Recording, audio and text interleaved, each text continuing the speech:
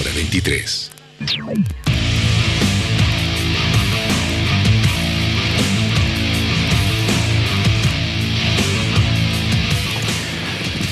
Sabe, hay cerca de 800 millones de personas en el mundo que sufren algún tipo de enfermedad mental.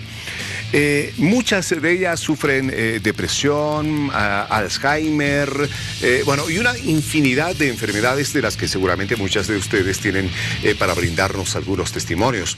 Hoy vamos a hablar de esas enfermedades mentales, por qué se presentan, qué incidencia tienen en nuestro país, cuáles son las edades en que tenemos que tener un especial cuidado. Hoy, sobre todo, vamos a focalizarnos en el Alzheimer. Seguramente mucha gente en este momento que nos ve tiene alguien en la familia que está sufriendo de aquello. Algo de aislamiento, muchas veces personas discriminadas, muy solitarias, hasta maltrato cuando no se entiende la enfermedad. Vamos a hablar del Alzheimer y todas sus consecuencias. Sean todos ustedes bienvenidos, amigos de Hora 23. Buenas noches, Paola.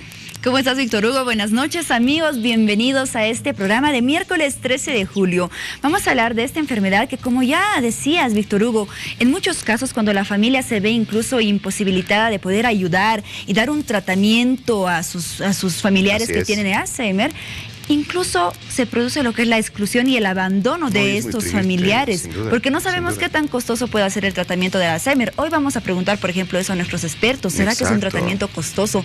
Las políticas de nuestro país no cubren este tratamiento. El servicio que se da para los adultos mayores no cubre el tratamiento de lo que es la enfermedad mental. Tenemos que ser muy tolerantes con los ancianos. Sin duda. Y además ustedes participen también a través de las redes sociales, amigos, porque para ello ya tenemos en el otro lado del set a María Sacó.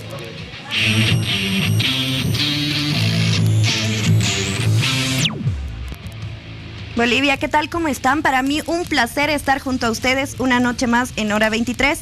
El tema de esta noche, Alzheimer, recuerdos que quedan en el olvido. Vamos a ver la pregunta de esta noche. ¿Cuál cree que es la razón principal para que la enfermedad de Alzheimer se manifieste en la vida de una persona? Opción A, sedentarismo. B, falta de actividad mental.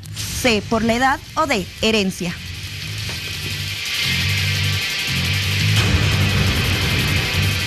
Y bueno, antes de comenzar el desarrollo del tema de hoy, el Alzheimer, vamos a conocer cuáles han sido las noticias que han destacado en esta jornada. Para recordar algunos de estas grandes reivindicaciones en el Departamento de La Paz, por ejemplo, el teleférico ya es una realidad. Fue lo que expresó en las últimas horas el presidente Evo Morales. Ha anunciado varios proyectos para el Departamento de La Paz y destacó logros conseguidos hasta ahora. Fundamentalmente las redes sociales actualmente se han constituido en un nexo de captación de personas, pero también desconfiamos de las agencias privadas de empleo. Estas fueron las palabras del director de Trata y Tráfico de Personas, Marcelo Helio, tras realizarse una feria informativa en la cual se viene alertando a la ciudadanía sobre los modos de captación que utilizan los tratantes de personas. Que la ciudad de La Paz, el Alto y más las provincias del Altiplano, se amplía una semana más el descanso pedagógico, ¿no? Con esta instructiva se viabilizó la ampliación de recesos pedagógicos en La Paz, en su región altiplánica, como en Oruro y Potosí. Esto basados en informes de epidemiología y del clima, afirmó el director departamental de Educación de La Paz, Basilio Pérez. A 6.8 toneladas hubo un incremento de incautaciones y destrucción de cocaína base. Tras realizarse una conferencia de prensa, esto fue lo que declaró el presidente de la Organización de Naciones Unidas en Bolivia contra la droga y el delito, Antonino de Leo, el cual aseguró que las cifras de destrucción de drogas incrementó en el último semestre de este año en comparación al 2015. 110 años ya pasaron desde que se diagnosticó a la primera persona con esta patología del Alzheimer. En la actualidad, los casos son cada vez más. En 1906, Alois Alzheimer describió una nueva enfermedad que producía pérdida de memoria, desorientación, alucinaciones y finalmente la muerte. La enfermedad fue diagnosticada por primera vez en una mujer de 51 años. El cerebro de la mujer fue estudiado por Alzheimer e encontró un número disminuido de neuronas en el córtex cerebral. junto con cúmulos de proteínas, unos ovillos o filamentos neurofibrilares en el citoplasma de las neuronas. Se decidió llamar a la nueva patología enfermedad de Alzheimer, en honor a su descubridor, y el término fue utilizado por primera vez por Kraepelin en la 8ª edición del Manual de Psiquiatría en 1910. Lo que en aquel momento se pensaba que era una enfermedad rara, se demostró posteriormente que era la causa más frecuente de demencia. En nuestro medio se parte por la realización de una tomografía de la cabeza, que nos puede dar datos de si es que existe atrofia cerebral o algunos otros datos importantes para nosotros. El diagnóstico es más un diagnóstico clínico. En la actualidad los casos de Alzheimer se van incrementando, esto debido a que las personas llegan a vivir muchos más años que en épocas pasadas. Los casos se dan 1 de cada 10 pacientes. La enfermedad de Alzheimer es una enfermedad que pertenece al grupo de las enfermedades neurodegenerativas. Es característica su presentación a partir de los 60 años de edad. Es bastante raro que se presente antes. En el último tiempo, esta enfermedad ha ido en aumento, ya que hay una inversión de la pirámide poblacional. Ahora, la tendencia es de que ya las personas están viviendo mucho más y hay mucho más población adulta en nuestro medio. En la consulta externa es bastante frecuente. Yo diría que de cada 10 pacientes que tenemos, probablemente uno sea con un trastorno demencial que englobaría esto. Esta patología se presenta a partir de los 60 años. Es por eso que se debe recurrir al médico neurólogo si empieza a olvidar hechos recientes, los nombres de los objetos, entre otras cosas. Entonces, la enfermedad se caracteriza esencialmente por olvidos. Estos olvidos se presentan de forma insidiosa. Las personas comienzan a olvidar objetos, nombres, calles.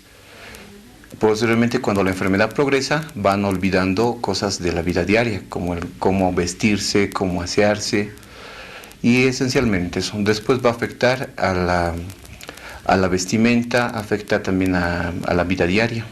El amor, la paciencia, fundamental. Claro, o sea, el hecho de que una persona se ande olvidando cosas no es por gusto de ella, ¿no? Y muchas veces lo que tenemos es intolerancia. Tenemos algunas personas riñendo al ¿por qué te olvidas? ¿Por qué no has hecho esto?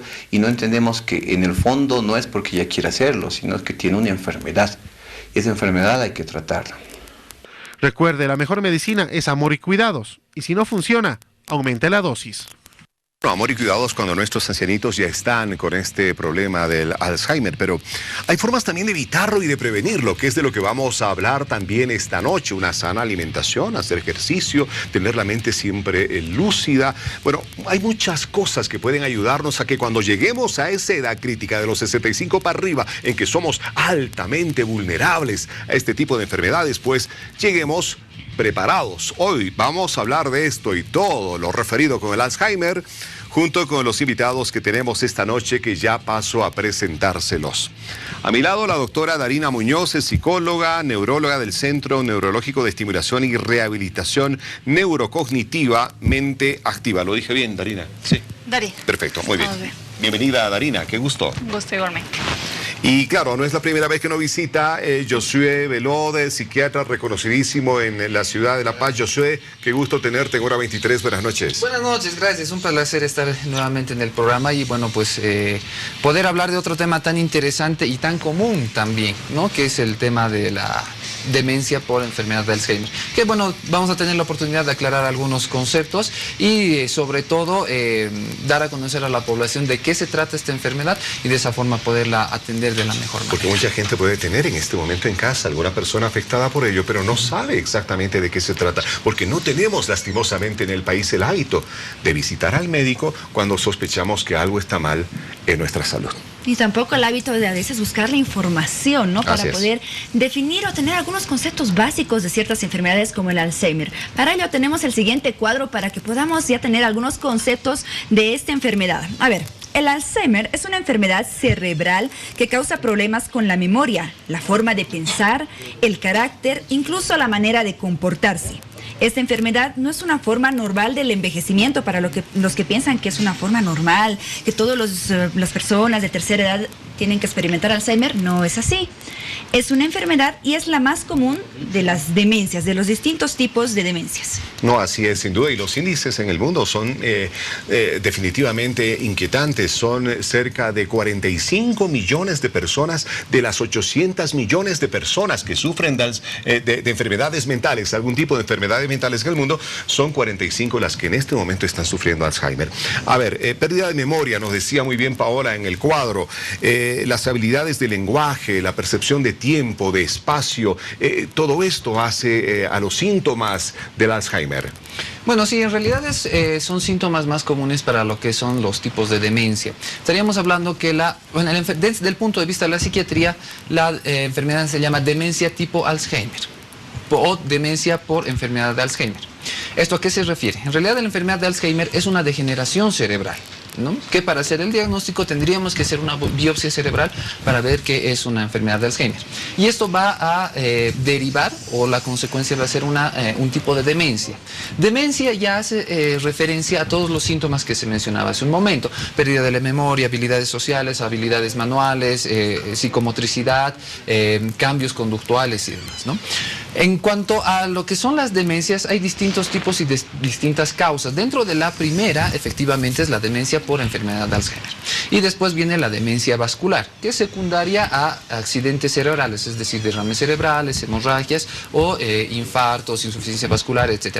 Y luego viene otra serie de demencias que con otras características, pero que en realidad no son tan comunes. Ahora, ¿cuál es la característica principal de la demencia de tipo Alzheimer? Es que puede presentarse de distintas maneras. No necesariamente va a comenzar con alteraciones de la memoria, sino también puede comenzar con otro tipo de alteraciones conductuales, ¿no? Es decir, que el paciente va a empezar a comportarse de distinta manera y también va a presentar una serie de ideas delirantes. Que comportarse de distinta manera, a ver, algunos ejemplos. ¿Cómo qué? Por ejemplo, tornarse más irritable, más molesto. O sea, es más renegón. Efectivamente. ¿Pero por qué? Porque ya hay un componente delirante, es decir, el paciente puede empezar a delirar, desconectarse de la realidad, y el delirio más común en las personas que sufren esta enfermedad es de que les están robando, de que los están persiguiendo o que quieren meterse a su casa, o que alguien ocupó o suplantó el lugar de algún otro familiar. Y que eso posteriormente también se asocia a las pérdidas de memoria. No me acuerdo dónde he dejado tal situación, entonces para mí es más fácil decir me lo han robado, ¿no? Entonces eso es una parte del cuadro clínico de la demencia, ¿no? Entonces puede presentarse de distintas maneras, pero que al final va siguiendo un proceso, y este proceso en conjunto con todos los síntomas que puedan ir apareciendo nos va a dar el diagnóstico. Lastimosamente en nuestro medio solamente tenemos que basarnos en los síntomas clínicos para poder diagnosticar una enfermedad de Alzheimer. ¿Por qué? Porque una tomografía muy difícilmente, una resonancia magnética muy difícilmente nos va a poder dar algún dato sobre la enfermedad de Alzheimer de forma precoz. Cuando ya pasaron muchos años de la enfermedad, donde ya están ido dando los síntomas y cuando recién uno busca atención, ahí recién se puede hacer una tomografía y ver que ya hay alguna degeneración cerebral, atrofia cortical, etc.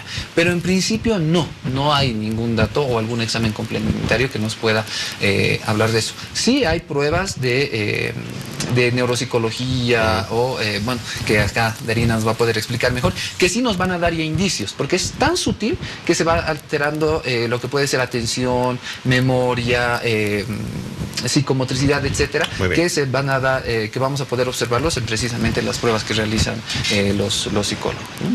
Darina, ¿cuáles son aquellos signos o señales de alerta que se pueden presentar a temprana edad que nos pueden orientar a que una persona es propenso, a que nosotros somos propensos a tener Alzheimer en algún momento de nuestra vida? Bien, es muy importante delimitar las siguientes situaciones. Primero, que no hay una edad como tal, decir, bueno, 65 años y estás iniciando un proceso demencial. Hay pacientes que inician muy tempranamente, ya presentan sintomatología desde los 60, 65, y otros que inician muy tardíamente, que presentan sintomatología desde los 80, 85. O tenemos adultos mayores que definitivamente no están iniciando un proceso demencial, ¿no? Por un lado. Por el otro lado, hay factores que nos van a decir como síntomas neuropsicológicos que está habiendo un síntoma demencial. Hay investigaciones recientes que nos dicen que nosotros, personas adultas jóvenes, podríamos presentar ciertos síntomas que nos dicen que en el tiempo podríamos, pero no es una regla. ¿Sí? Porque aparte de estos síntomas tenemos que tomar en cuenta otro tipo de factores que pueden influenciar sobre la calidad de vida de este paciente para que más tardíamente podría iniciar o no un proceso de tipo demencial. De hecho, entiendo que es uno de los tipos de demencia que ha complicado bastante a los expertos especialistas en su estudio, ¿verdad? Porque es muy difícil identificarlo, pero sí, de acuerdo a algunos estudios, se calcula que el 2% de los enfermos por Alzheimer incluso han iniciado ese proceso entre los 30, 40 y 50 años. Dos de cada 100 están iniciando tempranamente aquello. O sea que este programa que no vaya solamente a ser visto por los abuelitos en la casa, por favor, lo tenemos que ver todos porque en cualquiera de los casos puede pasar. Y es que en realidad creo que como conclusión de todo lo que vamos a ver en adelante, nos va a ayudar bastante el hecho de que tomamos en cuenta una de las recomendaciones, que el hecho de tener una reserva cognitiva y hacer estimulación cognitiva no solamente es cuando ya empiezo a ver un deterioro. Esta estimulación y tener una reserva debe ser constante y continua desde siempre, ¿sí? Es decir, debemos mantener a nuestro cerebro en actividad, pero actividad placentera, no obligatoria, que nos permita a nosotros tener una reserva cognitiva que por lo menos nos ayude cuando entremos a una etapa adulta mayor a que ésta nos sustente y no iniciemos tempranamente un factor de riesgo como el problema de la demencia. Dorina, yo quiero que profundicemos un poco sobre esos signos de alerta, que podamos nombrarlos, cuáles son esas señales de alerta que pueden presentar las personas a edades más tempranas y que nos pueden orientar a que es propenso a tener Alzheimer. Bueno, primero, cuando estamos hablando de personas jóvenes, adultas jóvenes funcionales, es muy importante considerar la calidad de vida del paciente. Cuando hablo de calidad de vida del paciente, estoy hablando de estos factores que vienen siendo la ansiedad, la depresión, el estrés, etcétera, y también la mala alimentación. Estos pueden incidir en algunas enfermedades que esta enfermedad no tampoco tiene una edad específica de presentarse. Hay muchas personas jóvenes que hemos visto con diabetes, personas jóvenes que debutan con un problema de hipertensión, etcétera. Entonces, aparte de este problema físico, el problema emocional, la ansiedad, la depresión y el estrés tampoco son buenos candidatos para una adecuada salud mental.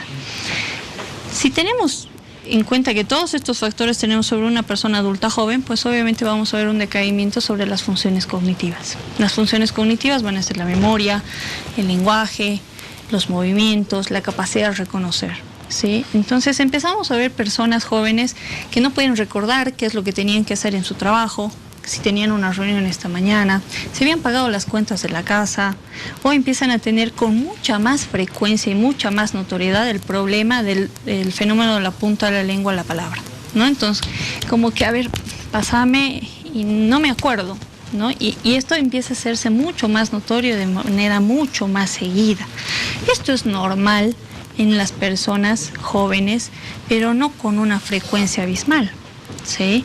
Ahora sí, yo estoy notando que cada vez aumenta más, es algo que me debe llamar la atención. Hay que comenzar a preocuparse. A ver, Josué, ¿qué es lo que va pasando en el cerebro de una persona que tiene algún tipo de demencia o del tipo Alzheimer? ¿Qué es lo que pasa aquí dentro? Bueno, primero lo que tenemos que tomar en cuenta, la demencia, la enfermedad de Alzheimer es una degeneración neuronal.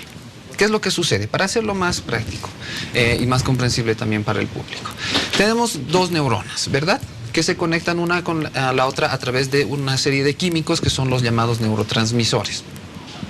Estas dos neuronas tienen toda una maquinaria que está dentro del cuerpo de la neurona, ¿no? Y esta neurona es la que se va a empezar a, digámoslo así, contaminar de una serie de moléculas, que son los famosos cuerpos de Levy, ¿no?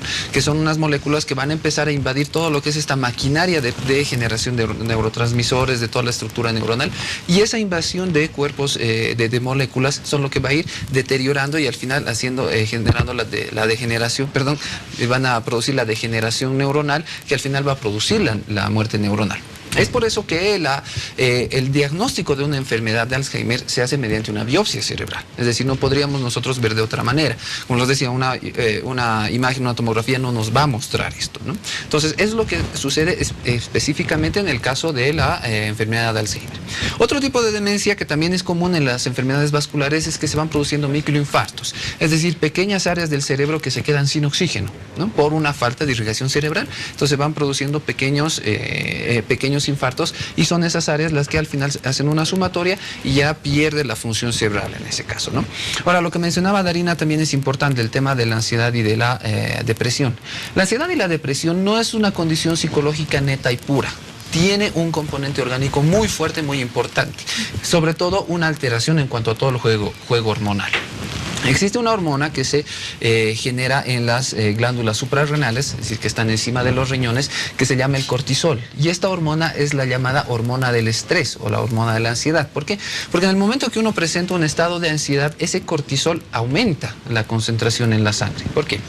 La ansiedad es una reacción normal ante una situación de estrés o ante una situación de amenaza. Si nos vamos un poco a nuestros antepasados, cuando vivían en las cavernas y demás, amenazados una serie de amenazas de tipo naturales, animales y demás, entonces generaban una reacción de ansiedad. ¿Qué generaba esto? Mayor tono muscular, mayor tensión muscular, mayor irrigación a nivel de los músculos, una agudeza visual, con el objetivo de o atacar o escapar. Entonces, obviamente que hoy en día ya no tenemos esas amenazas, pero esas amenazas son llegar tarde al trabajo, que me despidan, que no consiga dinero, problemas de pareja, problemas de los hijos, es decir, vivimos en esa ansiedad constante. Entonces, eso hace que nuestro cuerpo tenga un baño de cortisol. Lo mismo el cerebro. Entonces, esta hormona va a generar todo el famoso estrés oxidativo, es decir, todo el metabolismo del cerebro va a generar mayores sustancias oxidativas, es decir, mayores radicales libres que van a ir produciendo igual posteriormente el tema de la muerte neuronal. ¿Implica esto precisamente que una persona con Alzheimer va a tener un periodo de vida más corto? Efectivamente, pero esto porque es otro tema importante.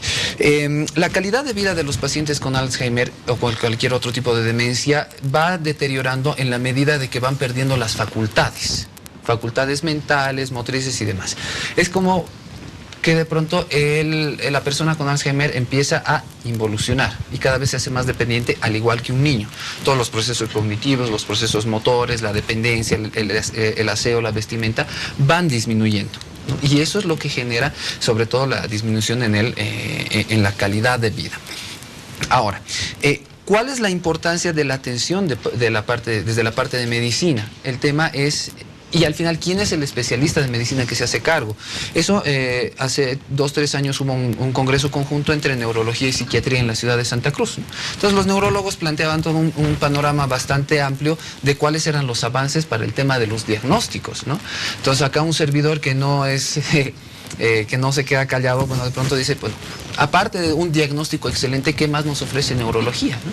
Entonces, como que de pronto la respuesta ahora no, el neurólogo hace esto, el internista hace esto, el geriatra hace una serie de situaciones, pero el doctor Ariel Rojas, quien es past presidente de la Sociedad Cruceña de Psiquiatría, me decía, el problema con la enfermedad de Alzheimer no es que se olvide.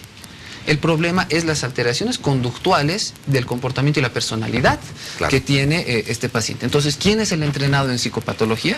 Bueno, pues ahí entra mi especialista. Yo estoy hablando del diagnóstico. Se han hecho muchas investigaciones acerca de lo que ocurre en el cuerpo, en el funcionamiento del cuerpo de una persona que padece Alzheimer. Vamos con el cuadro de las investigaciones que se han hecho en el Instituto Neurológico y en el Hospital Neurológico de Montreal. Estas investigaciones han dado un resultado muy peculiar. Supuestamente una disminución en el suministro de sangre al cerebro podría ser el primer signo fisiológico del Alzheimer. Darina, ¿tú estás de acuerdo con este resultado? Y sí, porque en realidad lo que sucede es cuando disminuye la capacidad de nuestro cerebro de oxigenarse, pues también va a provocar una muerte neuronal, ¿no? Esas neuronas, así como cualquier otra célula de nuestro cuerpo, necesita parte de oxigenación. Ahora, cuando hablamos de oxígeno, el cerebro consume aproximadamente el 20% del oxígeno que nosotros consumimos.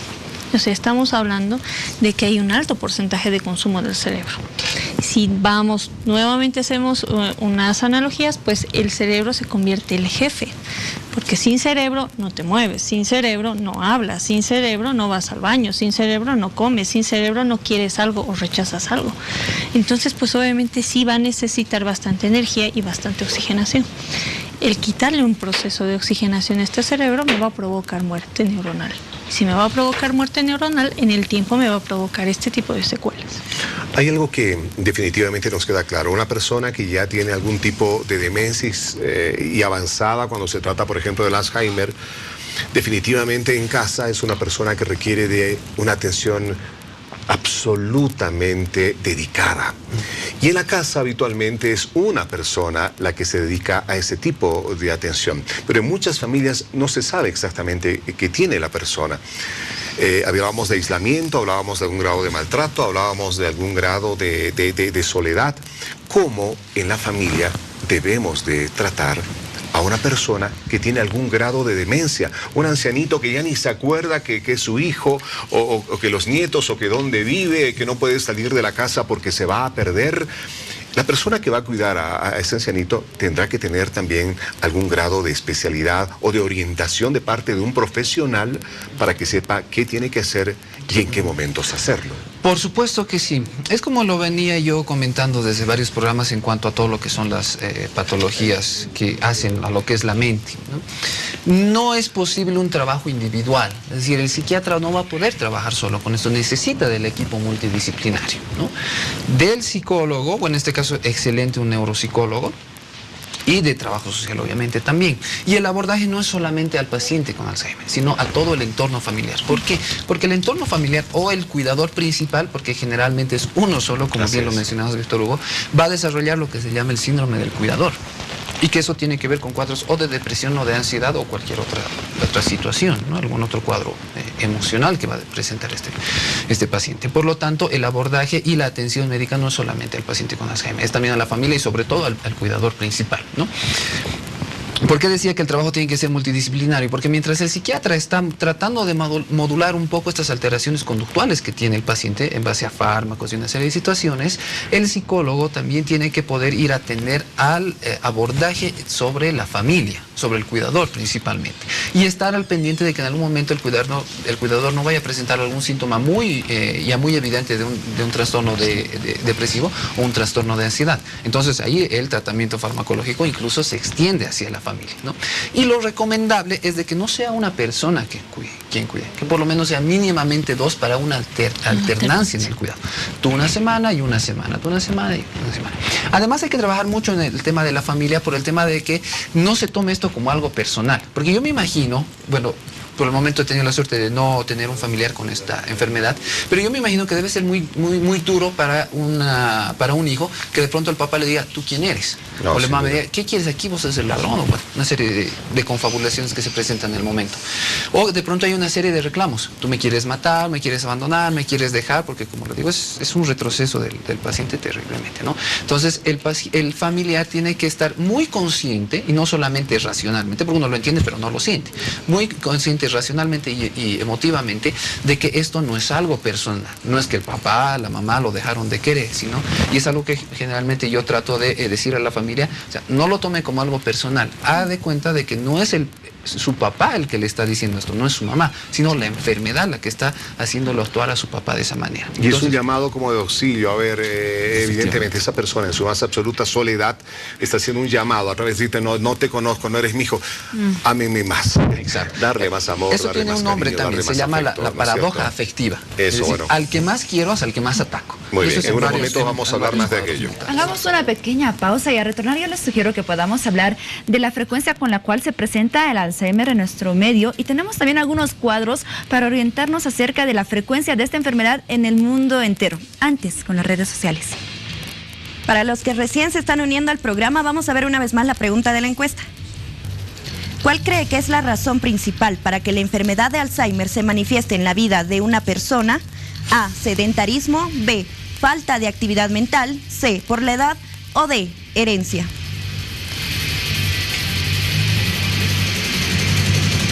Veamos qué nos dicen nuestros seguidores en las redes sociales. Luis Sainz, yo pienso que el factor más común es la edad, acompañado de la falta de entrenamiento del cerebro. Erika Torrico nos escribe, nadie está libre de poder tener esta enfermedad, porque la genética puede que te predisponga a ella, es una ruleta de la suerte. Muchos de nuestros seguidores ya están compartiendo sus experiencias. Si usted tiene un familiar con la enfermedad de Alzheimer, cuéntenos en nuestro Facebook Hora 23 y en nuestro Twitter @Hora 23. Vámonos a una pequeña pausa. Regresando tenemos más del tema.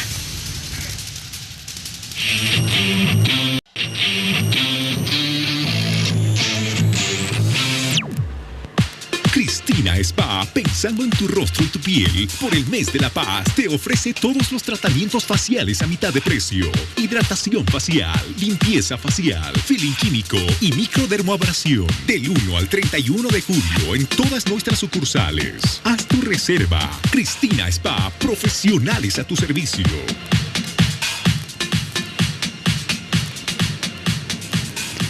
Bueno, la patología del Alzheimer se incrementa cada vez más en nuestra sociedad y es importante también conocer los factores de riesgo de esta enfermedad. El no utilizar el cerebro, no ejercitar de manera continua con la lectura, ejercicio, son algunos de los factores que pueden desencadenar en Alzheimer. Por ejemplo, una persona que no hace uso de su cerebro es muy susceptible a tener con mayor frecuencia un Alzheimer. Personas que han tenido traumatismos, personas que han tenido, que han sido o han fumado durante mucho tiempo, también son susceptibles. Otra parte, y la gran mayoría, es lo que alguna vez leí y me gustó mucho, es una lotería. Es una lotería de genes. Es decir, si yo en mis genes tengo ciertos genes, el APOE4, por ejemplo, me van a ser muy susceptibles a tener el Alzheimer. Los síntomas para detectar a tiempo la patología de Alzheimer son olvidar los sucesos recientes, el nombre de los objetos, entre otros. Al no saber que, pásame eso, pásame por favor eso, pero dime qué es, pásame la taza. Ahí estamos viendo de que hay un problema en el lenguaje, en la denominación. No es memoria eso, es un problema de que se ha olvidado que este objeto recibe un nombre, taza, que este objeto tiene un color azul, que esto es un mandil, que esto es un reloj. El paciente se ha ido olvidando y ese es un trastorno del lenguaje. O sea, segundo elemento que con el avance vamos observando es el trastorno del lenguaje y damos el nombre de afasia. Un tercer elemento que se va presentando es lo que denominamos las agnosias, la dificultad en denominar objetos. Por ejemplo, yo cuando meto mi mano al bolsillo puedo identificar lo que tengo y si yo necesito pagar algo, pues voy a sacar el monedero y sin mirar yo sé que puedo seguir charlando con la vendedora y voy a sacar las monedas e inclusive a veces puedo, sin perder la mirada porque no quiero cuánto voy a perder, puedo sacar y saber que esta es una moneda de 2 pesos, efectivamente, ahí está, sin haber mirado, porque he podido reconocer las características del objeto. Entonces, un tercer elemento que vamos viendo como pérdida de funciones cognitivas es esta capacidad. Y la última es lo que se llama la apraxia. Son los 4 signos importantes que nosotros buscamos. La apraxia del vestir es la persona que cuando se está vistiendo, bueno, de pronto, en vez de poner en este ojal, pues el botón lo coloca acá y no sabe qué está pasando, resulta un poco... no sé qué está pasando, o no puede hacer y el nudo de corbata, es el 4º signo de funciones neurocognitivas.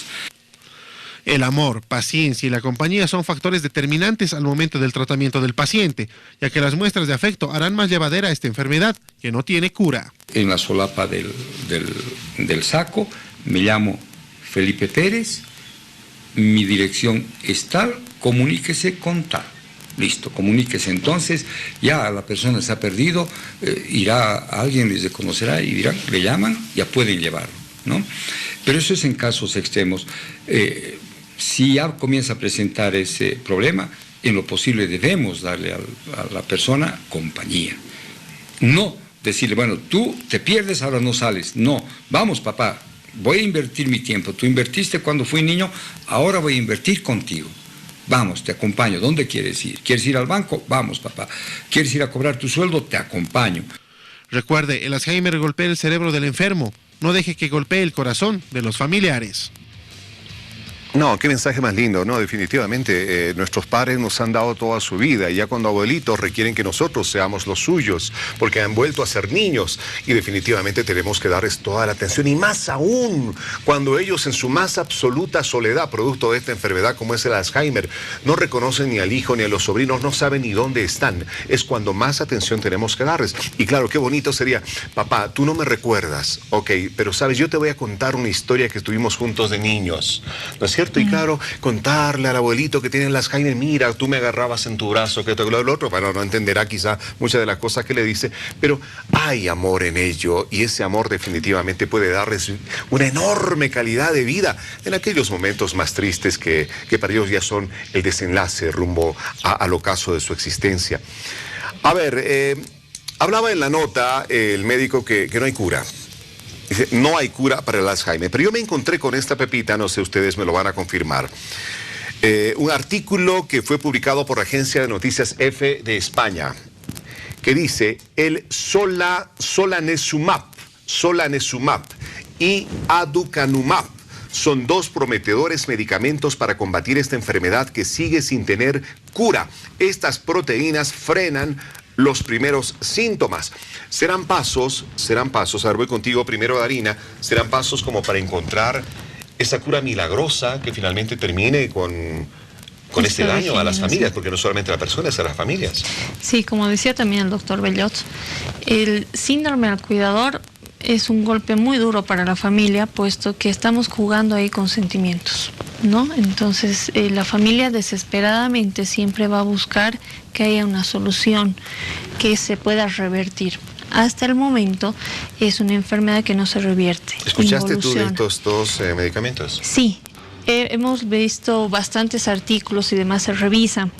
El detalle es que todavía estos medicamentos se siguen haciendo pruebas y no se están haciendo todavía pruebas en personas como tal, para ver si efectivamente por la carga genética, por la calidad de vida, por la misma atrofia o los mismos indicios de muerte celular se están dando, pueden funcionar, ¿no? O sea, son estudios que definitivamente son prometedores, pero todavía no se han aplicado en personas o haya una población a la cual nos diga, sí, definitivamente estamos viendo que hay una mejoría en los primeros síntomas. Bien. ¿Cómo se revierte esta enfermedad? Nos dices, Darina, pero ¿existen algunas formas entonces de poder mejorar o por lo menos disminuir el avance de la enfermedad? Sí, en realidad lo que les decía hace un momento incluso el doctor Durán en la entrevista que ustedes tienen, es muy importante, o sea, el tener estas funciones cognitivas que él mencionaba, 4, que los cuales se pueden seguir estimulando, lo que hacemos es en realidad no frenar de golpe el proceso, sino aletargar el proceso, ¿sí? Lo mismo va a suceder con la medicación actual que se tiene hasta antes de estas investigaciones. ¿Cómo se va aletargando el proceso? En realidad si hacemos una analogía, es el hecho de que ponemos a la enfermedad como un corredor de carreras y está listo para correr. Bien, muchos factores que quizás no sabemos van a incidir a que éste corra más rápido. Pero los otros factores que significan estimulación, que es calidad de vida, que es cariño, que es poder seguir dándole tareas funcionales a este paciente y no relegarlo, sí me van a ayudar a que este proceso vaya más lentamente, ¿sí? Esos son esos factores que me van a ayudar a que esto no corra. Hay un aspecto que quiero señalar hoy y que seguramente va a ser compartido por experiencia de muchas familias que están atravesando con esta dificultad en uno de los familiares, en uno de los ancianitos. En nuestra sociedad pareciera que definitivamente el deshacernos de una persona que no acomoda nuestro ritmo de vida se va haciendo algo ya muy habitual. Cuando el ancianito ya no puede estar con toda su conciencia plena en la casa, cuando ya no puede hacer sus necesidades, cuando ya no puede valerse por sí mismo, de repente lo que hacen muchas familias es ver en nuestro país, abandonarlo. Nos ha ocurrido muchas veces en Noticieros al Día que hemos recogido ancianitos de la calle, abandonados por sus familiares, y claro, el ancianito no tenía ni la menor idea de los nombres de sus familiares ni dónde vivía, posiblemente alguna enfermedad, algún grado de demencia. O muchas familias que tienen plena conciencia de lo que está ocurriendo, pues deciden, no, llevémoslo a un asilo. No puede estar en la casa.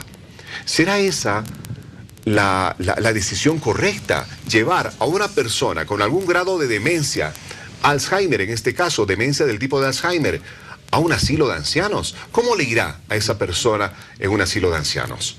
Bueno, en realidad habría que analizar de forma individual, ¿no? Y también según las posibilidades de cada familia, ¿no?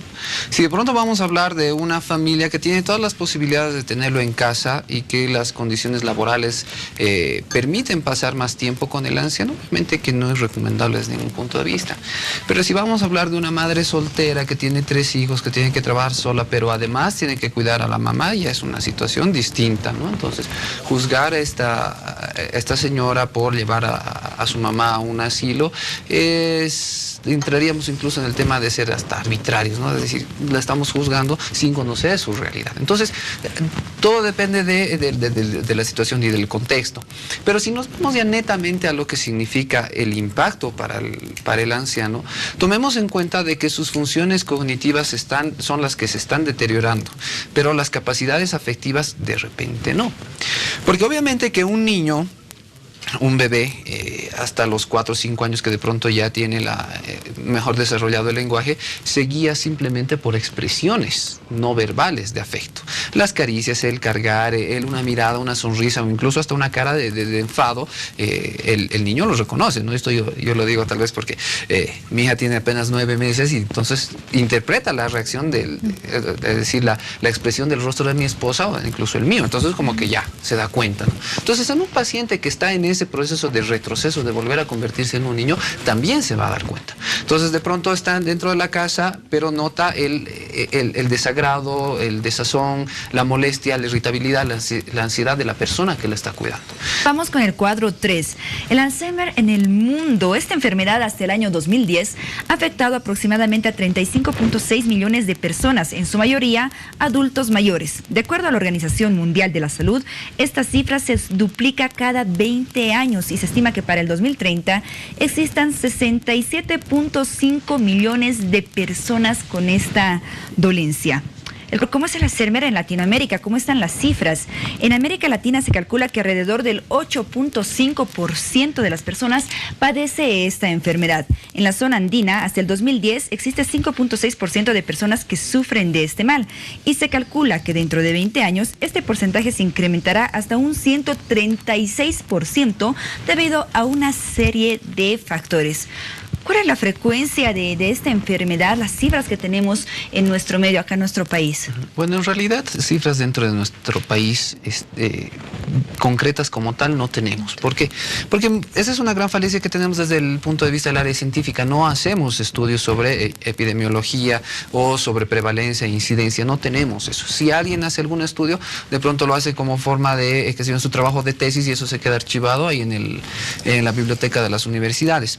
Otro problema que nos lleva a no tener datos es el hecho de que hasta el momento no nos ponemos de acuerdo. Bueno, no sabemos exactamente, como les decía un momento, quién se encarga del manejo de estas enfermedades. Los pacientes pueden acudir al neurólogo, pueden acudir al geriatra, pueden acudir al psiquiatra o al médico internista, o es decir, a una serie de especialistas, ¿no? Entonces, unificar todos esos datos es bastante complejo. Hay algo que me ha llamado la atención. Paola decía, en Latinoamérica 8,5%, ¿no es cierto?, de las enfermedades mentales son Alzheimer. Sí. 8,5 padecen esta enfermedad. 8,5 padecen esta enfermedad. Y el 5,6% en el área andina. A ver, ¿cómo explicamos esto? En el área andina menos que en el resto de las regiones. ¿Por qué? Es un dato muy complicado porque si te das cuenta y el dato que pone a posterior, en cuánto tiempo se va a aumentar esto exponencialmente es alarmante. Se duplica cada 30 habla de un años, 136% de incremento. Entonces lo que te está diciendo más que el lado andino, creo yo, y eso obviamente aquí también el doctor me va a corregir, creo que vienen siendo muchos factores, desde el hecho de la calidad de vida de las personas, desde el hecho de la reserva cognitiva que tienen, hábitos, etcétera. Pero que esto es tan controversial, porque uno podría decir, ¿y por qué en Europa o por qué en el otro lado del mundo aparecen o han sido los primeros lugares donde ha aparecido esta enfermedad? Entonces es bien complicado el poder dar un factor tal cual de por qué este lugar tiene más alto porcentaje que estos otros, cuando incluso a nivel Latinoamérica han habido países como Colombia, si no me equivoco, que han presentado cuadros demenciales a edades muy tempranas y solamente un cuadro demencial. Así es. En realidad yo creo que ese dato tiene que ver, me animaría a lanzar otra aseveración, tiene que ver con la esperanza de vida. Efectivamente, el porcentaje en el área andina puede parecer menor, pero en el sentido de que en el área altiplánica las personas viven menos.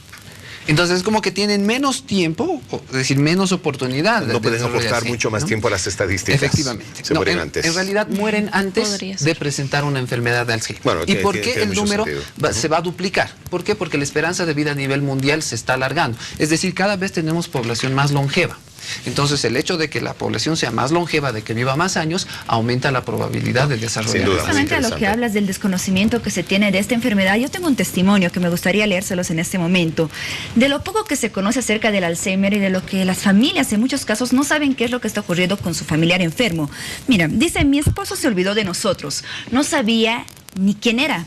No sabíamos que era una enfermedad, pensábamos que era una maldición y no queríamos que nadie se entere para que la gente no nos mire mal.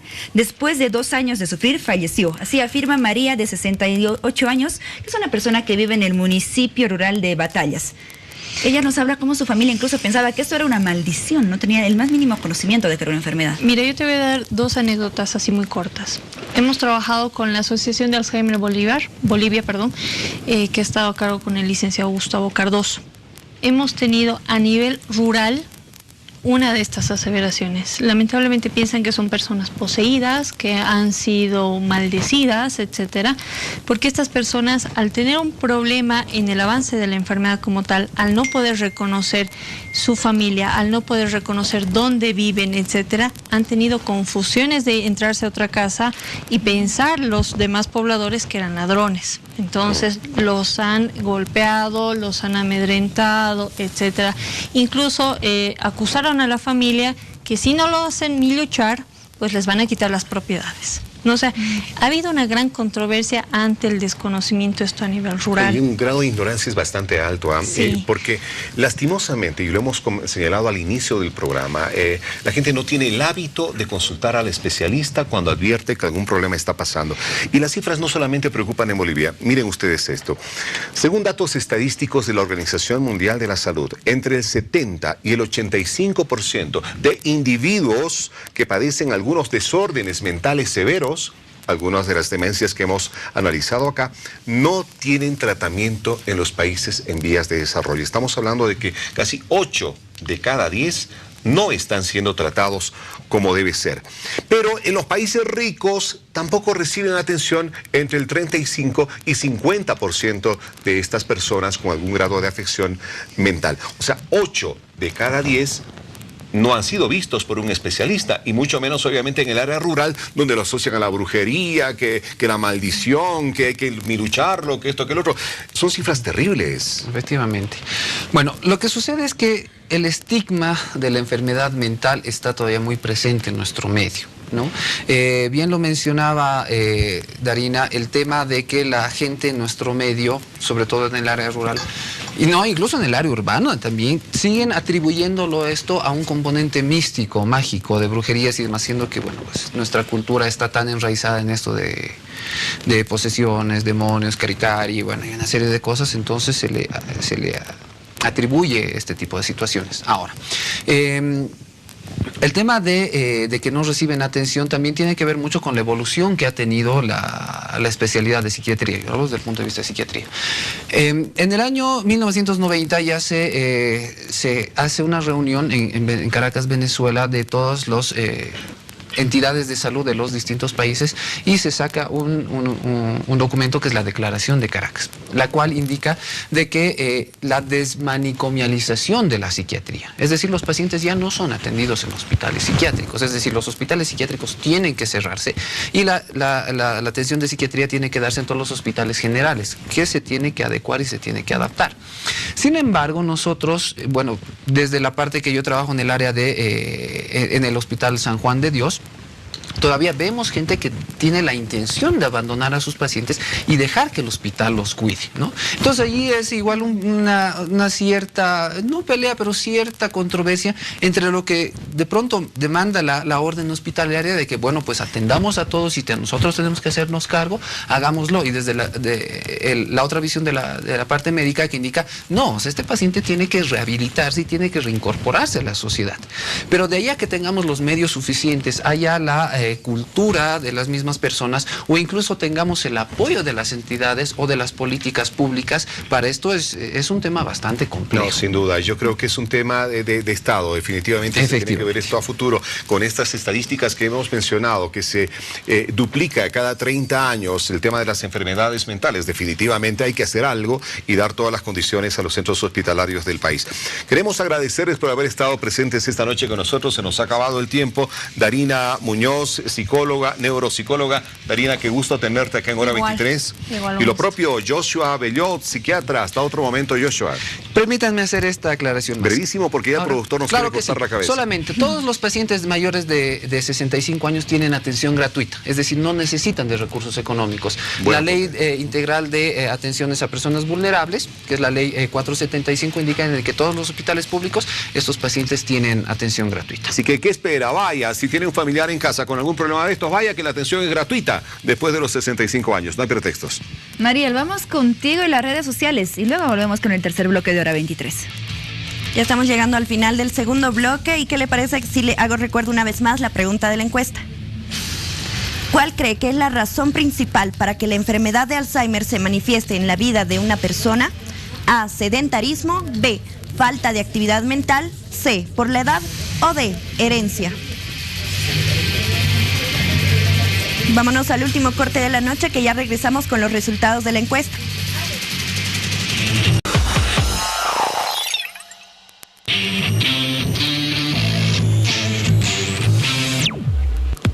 Leibas, en invierno te trae propuestas nuevas para ti y toda tu familia. La mejor opción siempre la tendrás en la Mansión de la Moda. Leibas, quinto nivel del Shopping Norte. Tercer bloque de Hora 23, ¿cómo vamos con los resultados de la encuesta, Mariel? Ya tenemos listos los resultados, vamos a verlos. A la pregunta, ¿cuál cree que es la razón principal para que la enfermedad de Alzheimer se manifieste en la vida de una persona? Un 44% piensa que es por la edad, el 35% piensa que es por la falta de actividad mental, 14% por el sedentarismo y un 7% por la herencia.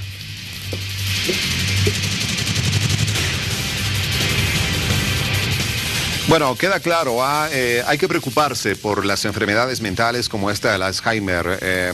Mucha actividad física, alimentarnos bien, desde muy temprana edad. No esperemos ser ancianos para tratar de cuidarnos, puede que ya sea tarde. Pero lo importante a las personas que están con esta enfermedad dentro de la casa, amor. Nos decían los especialistas, no hay cura médica para esa enfermedad. Pero sabe, podemos regalar con muchísimo amor, esperanza y una gran calidad de vida, por lo menos en los pocos años que les queda a nuestros ancianitos ahí en la casa. Y eso no nos cuesta absolutamente nada. Y tomen en cuenta el dato que nos daba nuestro experto Josué, que nos comentaba que antes teníamos el seguro de salud que brindaba la atención gratuita a los adultos mayores, que era el SPAM, Víctor Hugo. Pero este seguro no involucraba lo que es la atención mental, de salud mental. Ahora contamos con otro seguro de salud que sí usted puede acudir y le brinda incluso la atención integral, incluso de enfermedades mentales, con distintos tratamientos de juegos mentales para las personas que tienen Alzheimer. Así que, por lo mismo, tampoco hay pretexto, ¿no es cierto? Al hospital se dijo si tenemos a alguien enfermo de Alzheimer. Directito al hospital. A ver, Víctor Hugo, cambiando de tema, quiero hacerte otra pregunta. ¿Te gustan los temas tecnológicos?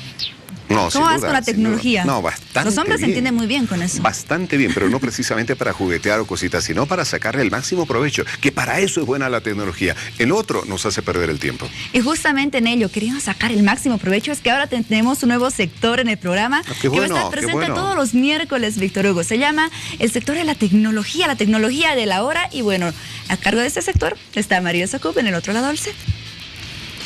Cambio de color de iris sin cirugías ni efectos secundarios. Le cuento que se trata del nuevo avance tecnológico que se dio en el campo de la estética ocular. Esto es un procedimiento que cambia el color de iris de los ojos mediante un láser que se encarga de la despigmentación de la primera capa del iris para conseguir el color que el paciente desea. La tecnología de la hora, el nuevo sector de miércoles para usted. Vamos a verlo. Si tuviera la oportunidad de cambiar el color de sus ojos, sin cirugías, sin efectos secundarios y obviamente sin el uso de lentes de contacto, ¿usted lo haría? Hoy, en Tecnología de la Hora, les presentamos un tratamiento que cambia el color de los ojos para siempre. Se dice que los ojos son el espejo del alma y mucha gente se ha obsesionado por cambiarles el color. Hasta ahora, solo se podía lograr con los molestos lentes de contacto de colores. Los hay de gato, de vampiro y hasta blancos. Pero eso quedó en el pasado, porque ahora existe una revolucionaria técnica llamada New Eyes. Esta técnica comenzó a desarrollarse en España desde hace 2 años. Después de una larga investigación para comprobar que no existiera ninguna complicación con los pacientes. El procedimiento promete una mirada cautivadora sin cirugías, sin heridas ni suturas, en tan solo 5 sesiones de entre 5 a 10 minutos y a un costo bastante razonable. Siempre que haya una capa de pigmento por delante del iris, el láser puede eliminarla y aclarar el color. El resultado es casi inmediato. El paciente lo ve al día siguiente.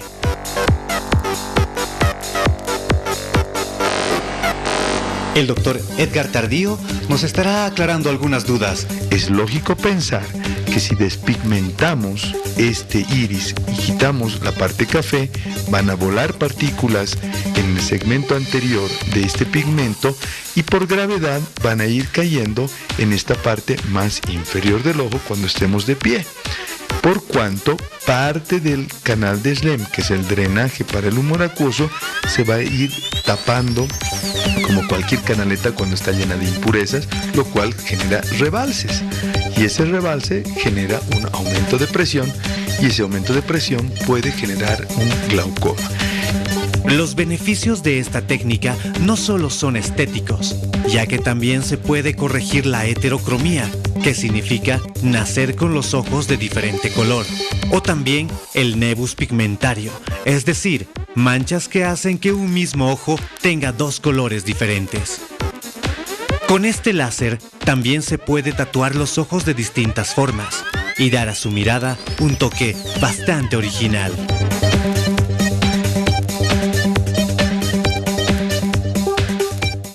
El nuevo sector de Hora 23, esperamos le haya gustado. Yo me despido hasta mañana. Muy buenas noches. Buenas noches, Mariel. Gracias por ese nuevo sector y a Carlitos. Muy buen trabajo, chicos. Bueno, a ver, ya saben, que quede claro el mensaje que hemos dejado sobre el Alzheimer en este día, nuestro programa. No se trata de brujería, ni de hechizos, ni maldiciones, ni cosas raras. Cuando tenemos un ancianito en casa que no recuerda nuestros nombres de los hijos o de la familia o no sabe dónde está y comienza a acusar a uno del otro de que le quieren robar, no. Es una enfermedad demencial que puede ser un Alzheimer. Por lo tanto, como no hay una medicina física, química, la medicina del amor, aplicarla todos en casa. Amemos más a esos ancianitos que tienen algún grado de problema. Así es, vamos con el tema de mañana, porque estamos en el mes juliano, por supuesto, y todos los paseños ya vamos comenzando a celebrar a esta ciudad maravillosa que tenemos con tantas tradiciones, tantos modismos, tantas costumbres, tan única que es nuestra querida La Paz, Víctor Hugo. Así que mañana vamos a celebrar al departamento. No, pero celebremos ya nomás. Por la paz. Por la paz, por adelantado. Mañana nos vemos, paseños, Adiós, no paseños. amigos. Abrazo grande. Salud.